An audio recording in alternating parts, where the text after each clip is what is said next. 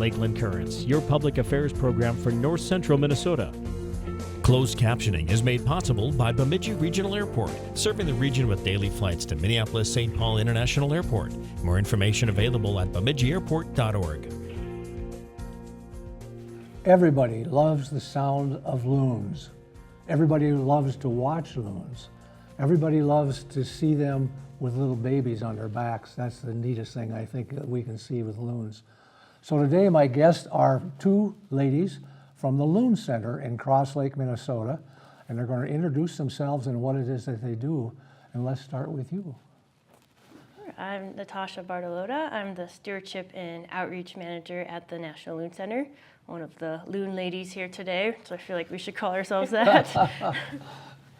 And I'm Maddi Nistler. I'm the Minnesota GreenCorps Member serving at the National Loon Center. And could you just explain a little bit about the GreenCorps, what that is? Yeah, so if you're familiar with AmeriCorps, it's like a domestic version of Peace Corps, and Minnesota GreenCorps is a domestic version of AmeriCorps, so it's only in Minnesota. Right now we have about 60 members in GreenCorps this year, and they're all serving a temporary service term, 11 months at a host site, so whether that's a school, a nonprofit like the Loon Center, a government agency, tribal government, and we're all addressing different environmental issues, and mine happens to be the loon. Oh, that's cool. And the Loon Center isn't built yet, obviously, but where is it at? Where is the project at this stage in the game? Are you the best to address that, Natalie? Yeah, we're up in Crosslake, so we formed in 2017 as a nonprofit and really started getting going and gaining momentum in 2021. That's where we opened a temporary visitor center. It's called The Nest, and that's in Crosslake Town Square. And that's open year-round. Of course, the busiest time of year to visit is in the summer. And we are on track to complete the building in 2026, hopefully, as early as then, and breaking ground on the new facility itself this spring. And that will also be in Crosslake, not too far from the Crosslake Town Square. We have a 10-acre campus site there, and that will be where the building itself will be, as well as outdoor amenities and exhibits. So you're thinking it'll be about a year project to get it built from the time they first shovel the ground until it's open for visitors? Mm-hmm. Wow. Yeah, about That's a year pretty... or 18 months. I think we'll get a better idea of how long it'll take once we are there, shovels in the ground, but that's our best estimate now is as early as 2026. And how long has this been in the works, where you've been trying to work with? I'm sure you've had to work with lots of groups, legislators, Corps of Engineers, because I know you're in some of that area there. How long has this been happening? It really started getting going in 2017 and 2018. And it first came as an idea in 2016 from a meeting in Crosslake to discuss the future. And so it was really a community-based idea that we should have a National Loon Center in the heart of Lakes Country, in the heart of where we have all of our loons, and a great place where people come to visit. And then from there, formed the initial board of directors and the founding members, and pursued some of the initial funding through the Environmental Natural Resources Trust Fund. And that brought us to 2021, when we hired our first staff, our director, and then myself and another staff member opened the temporary facility and got a lot of our educational programs going. So you have a board now, mm-hmm. and does the board, what is the role of the board in this particular case? Our board's very involved. Some of them are involved as volunteers, including tonight. 2 of our board members work with Maddi on trivia nights, and we're going to have one of those tonight, as well as throughout the winter. And our board members help with recruiting other volunteers. They help with events. They help just supporting everything that we do and running the operation. Because we have our 4 staff members now. We recently hired a 4 staff member, as well as Maddi as a GreenCorps member the previous year, and returning now for a second service term. But we're definitely a small team getting going, doing a lot of programs and projects. So our board helps us get all of that to fruition. Is the board made up of local people, or are they from all over the state? Mostly local. We have one member who is up in the Walker area, a few around Crosslake, one that is based in the cities, but has a cabin up here. So a lot of them are local, which is nice. So we get to see them pretty often. So the Loon Center will be located on Crosslake, right? Is that right? We did have a change in plan. So originally we were going to be right on Crosslake at the Crosslake Recreation Area. But in the past year or so, we pursued a new path just down the road. So we'll be really not too far from that area, because it made more sense to maintain a programmatic partnership there with Army Corps of Engineers and run our pontoon programs from the Crosslake Recreation Area, but then have the facility instead on this campus site where we can have a little more room to have some outdoor exhibits, outdoor amenities, and help with some of the connectivity from Crosslake, from the town square to the lake. And so that was a recent development within the past year where we pursued the new area, but we'll keep programs at the Crosslake Recreation Area. Well, you're blessed with lots of lakes very close by, aren't you? I mean, that's just amazing. What are some of the missions that the center is going to try to do? What are some of the goals that you have when you establish this? Of course, our mission is to, of course, advance freshwater and common loon education and research, and to keep our common loons common here in Minnesota. We have the largest population in the lower 48 states, and of the common loon breeding range in North America, we're just at the southern range of where common loons breed. So we want to keep our loons in Minnesota and keep our lakes clean, so that we keep our our state bird here. And so we do a lot on education and connecting people to this magnificent bird. So Maddi, what is your role that you're volunteering for this year? What do you do? Well, I work a lot with Natasha on outreach, so different. In the summertime, it's a lot of the stewardship, and I'm sure Natasha can talk about the stewardship and what that's all about. But during the winter, I'm doing a lot of different types of outreach that are more, I guess, more indoor related, since in the wintertime we don't get to spend a lot of time outside with our loons. So trying to translate all of our education into presentations and outreach forms of like in the classrooms and with Waterfest. So just recently, actually, I went to a Waterfest down in St. Cloud. So they had a bunch of different schools come, and we all had stations. So a bunch of water-related organizations like the Loon Center were there, and we had a station for all the kids to go and do activities led by environmental professionals. And so that's a fun thing that we get to do during the winter, a good way to get kids engaged, getting into classrooms, getting into lake association presentations, and program development. I know the loons go into Canada, obviously, but when you look at Minnesota's southern area, how far south do you usually see loons? Are they all the way down to the Iowa border, or are they a little farther north? A little farther north, say around the Twin Cities is probably the southern extent to where you'd see loons breeding. Because then as you start getting further south, you get into some of the more grasslands area, and some of the lakes that are down in the southern area do have reduced water quality now. So they are a little bit farther north in Minnesota, but you'll start seeing them migrating through. So you might see them on lakes in the southern region in the fall and the springtime. We recently had the Northern Waters Land Trust on, and I used to be a board member of that group. And it's pretty well known that from the Interstate 94 south, we have a lot of impaired water, a lot of impaired rivers and lakes. In north of 94, we have really still very good quality lakes. So what you're saying is that those lakes that are somewhat impaired aren't as attractive to the loons?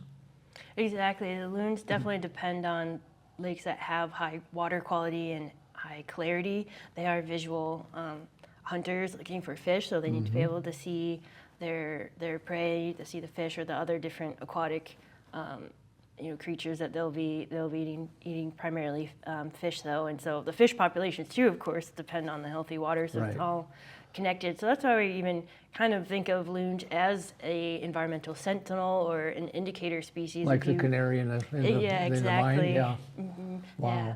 a healthy loon population on a lake is usually a good sign that you have a healthy lake, which of course benefits loons, all the other wildlife, us as well. We want to recreate on lakes that are clean. And pretty. Yeah. Yeah. Do you work with the DNR and other groups to sort of monitor what the populations are doing year to year? I know you haven't been at it that long, but do you work with those folks too? We do. We have a lot of partnership with folks, including the Northern Waters Land Trust, which Maddi can talk a bit about that later on with some of the work that she does. But for the DNR, we've worked primarily with the Minnesota Loon Restoration Project. And so it sometimes is maybe a little confusing, the different loon groups in Minnesota. We are sometimes asked if we're part of the DNR, but so we're a nonprofit and we're our own entity, and we partner with the DNR as well as the Minnesota Pollution Control Agency, because both the DNR through the Loon Restoration Project and the MPCA through their Get the Lead Out program have received funding from the BP oil spill down in the Gulf of Mexico, because a lot of loons will winter along Florida's Gulf Coast, Gulf of Mexico, Atlantic coast. And so back in 2011 was it when the oil spill occurred, there were a significant number of loons that died because of the oil spill. And so now that funding has gone to fund those projects in areas where the loons breed now, here in Minnesota too. And so the Loon Restoration Project, Get the Lead Out, both have funding from that. And so then we help support those programs. So through the Loon Restoration Project with the DNR, we've placed some of the artificial nesting platforms that they do through that project. So we've monitored a few of those, as well as working with them on education programs. We've done a few collaborative presentations, call ourselves a Loon Crew, where we get together and get to work and support. Not Loony Crew. The Loony Crew, yeah, that's us. And we try to get people involved in the DNR's loon monitoring programs, like Loon Watcher and the loon monitoring program itself, and get people connected to us. So I think we all support each other, and we have a drop-off box for Get the Lead Out for people to dispose of old lead tackle. So we definitely work with all of these groups. We work together to support each other and to get people connected to the different ways that they can get involved with protecting loons in Minnesota. I have an opportunity usually in the fall to fish a lot of smaller lakes, and I see these little signs on the lake that this is a volunteer with the loons. I don't know if it's with the Loon Center or the DNR, watching populations. Is that through you folks, or is that through something else? That would probably be through the DNR's program, as they have the Loon Watcher survey where people can submit loon sightings throughout the summer. And they also have a one time a year program, and that's the Minnesota Loon Monitoring Program. And that's a kind of 10-day window in June where you get kind of a census of the state broken up in 6 index areas. So we do try to connect people to those programs, and we try to monitor as well on our educational pontoon called the Stewardship Maddi mentioned earlier. We do try to keep track of the loon sightings that we see just out on the boat when we do educational tours with people, and so that we can submit that data and contribute to the statewide monitoring. Do you have researchers that work with you? And I'm asking this question specifically. The adults are all gone now, so we just have the youngsters, the gray loons still around. I'm just amazed. How do they know where to go? I'm amazed by that too. Because they go south, obviously, and they don't come back, I believe, for 5 years to mate. Is that correct? Yeah, it does take a few years for them to come back north. They'll summer on the Atlantic coast or down on the coastal waters. And I have no idea how they get down there, one of those phenomena of it's just, migration. It's amazing. It's like hummingbirds, how do they find their way down? Mm-hmm. But yeah, that's, and I have seen some that are staying too late and they get stuck in the ice. Do you folks get calls to help get those out? We do get calls, and then it is tricky because it's the situation where the loon is on a lake that's been iced in, and there's just a small hole because they need a kind of a runway to get off the water. So they're so heavy compared to their wingspan, and that's usually the case where they get iced in, as we'll call it. But that's kind of a could be dangerous, to get out on as we don't have that kind of training, of course. So my first winter at the Loon Center, and my first winter in Minnesota too, we had a call about a loon on Crosslake that was iced in, and we were fortunate to be able to reach out to the Crosslake Volunteer Fire Department, and they were able to use it as almost a training exercise, I believe, and they had their full suits on, were able to get out, get into the water to get the loon out, because even if they're iced in, they still might have enough strength left to dive, and that makes it very tricky when they're diving. Absolutely. So they were able to get the loon and bring it to Wild and Free, the rehab center in Garrison. But unfortunately, that loon had to be euthanized, because the reason that it was on the lake and iced in was that it had a broken wing that they could tell from the nature of the injury. It looked like it was a propeller strike from a boat. And really? Yeah, it was really... So it couldn't be fixed? No, can't really rehabilitate them, and it's a really long journey to then try to even fly them to the Gulf of Mexico, and you don't want to keep them over the winter, because loons, and this is why we won't have live loons in the future National Loon Center when they're under human care for a long time. They're susceptible to a fungal respiratory disease, and so you don't want to keep them for too long. Usually try to have them in the rehab center for a short amount of time and either release them or euthanize them if they can't be released, sadly. I was told I need to ask you, what is the projected attendance going to be when you're up and running? Maybe you don't know that, or maybe your director does, but I've been told it's pretty phenomenal. Is that true? Yeah, well, we were just talking about this the other week at our team meeting as we're getting ready for the groundbreaking. We're talking about how we're looking at right now at probably an 80,000 attendance rate per year, that many people come in. Wow, Which will be that's a lot of amazing. people. I know the challenge for local businesses, because we have a lot of resorts in the area, is to get people out of the resorts and to come to their businesses. And the Loon Center is probably not going to have a big problem getting kids to go to the Loon Center when it's raining or on those bad days when you have this. We have a little theater in the Loon Center. What's going to be made up? What's going to be in there? Sure. Theater is one of the ideas to have in there, an education wing, a research wing, kind of a lab space. And we've been working with Dimensional Innovations, as they've been contracted as the exhibit design team, and they've done really cool work on the Minnesota Vikings Museum as well as other places. And we've been going through the renderings, which has been super cool to be looking at what the center could look like. And there will be a lot of interactive exhibits throughout the 3 floors. And one of the most exciting things that will be in there that people get really jazzed about when we start talking about what will be in there is the ecosystem tower.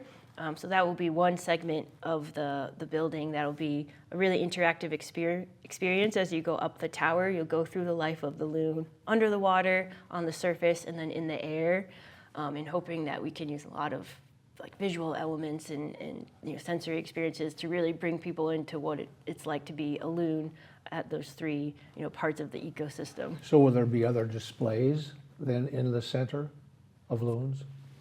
Yes, displays of loons, and we also hope to have displays, exhibits about the other species of loons too. So there are 5 species of loons total, and we have the common loon in Minnesota, but farther north, up in Canada and Alaska, you have the other 4 species of loons as well. So I hope we get to educate people about all the kinds of loons out there.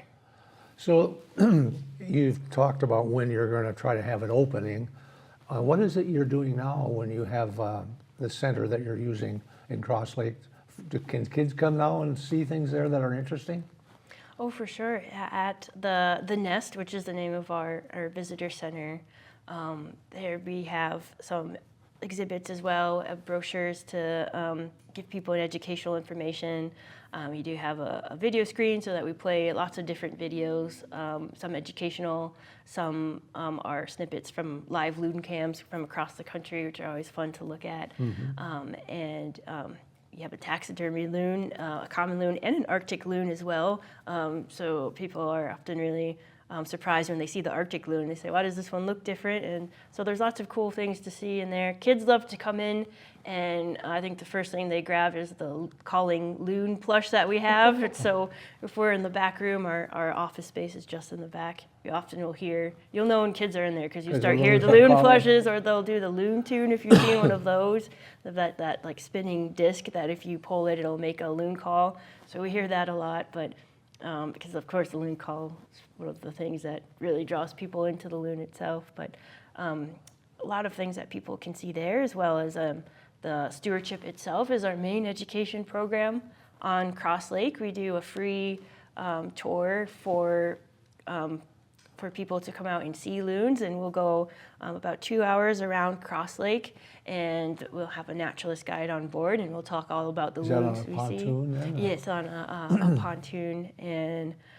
we were really grateful to the Crosslake Ideal Lions Club for funding to purchase that pontoon about 3 or 4 years ago, and so we've been running the stewardship program since 2022, and I've just been amazed by the turnout about people coming on board. I think we're already getting asked about when we're going to have dates for next summer, and we're hoping we can do more. So Maddi, what have you learned about loons since you've been up here from Colorado? More than I ever thought I would know about loons, and that's never going to leave me. I'm going to be a loon lady forever.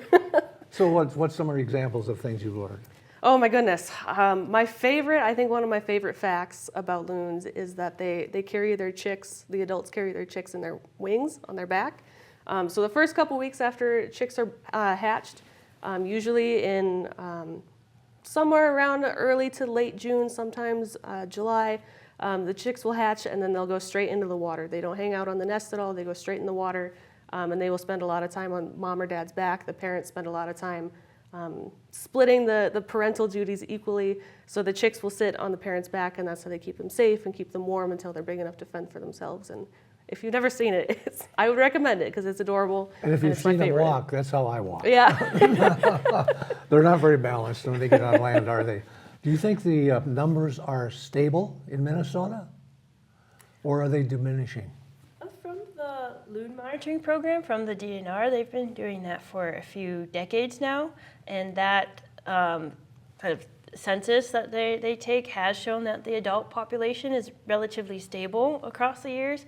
But they have seen in the past few years a small decline in the population of juveniles, which from what I've seen on the report, I think it's still too early to know what some of the causes would be. I think since they're a long-lived species, still need a few more years of data to know. How long do they live usually?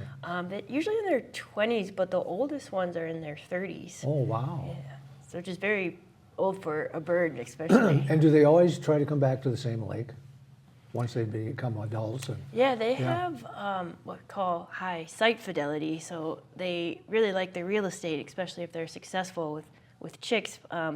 And so if they can come back and the same pair can reunite and come back and find each other, they will try to stay where they're successful, but they have to defend it from maybe younger intruding loons that might be coming in and trying to displace one of them.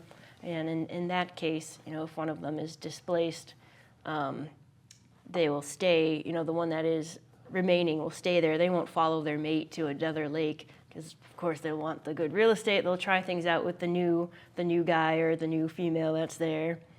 So then that's kind of a myth, and then that they're monogamous and mate for life, because in those situations they could have a few mates in their life. But there are, of course, some that have been really good at defending their territory and coming back, and they've been together, for 10, 15 years. Well, we're about out of time. How do people get a hold of you, and how do they find out when you're open and when they can have tours?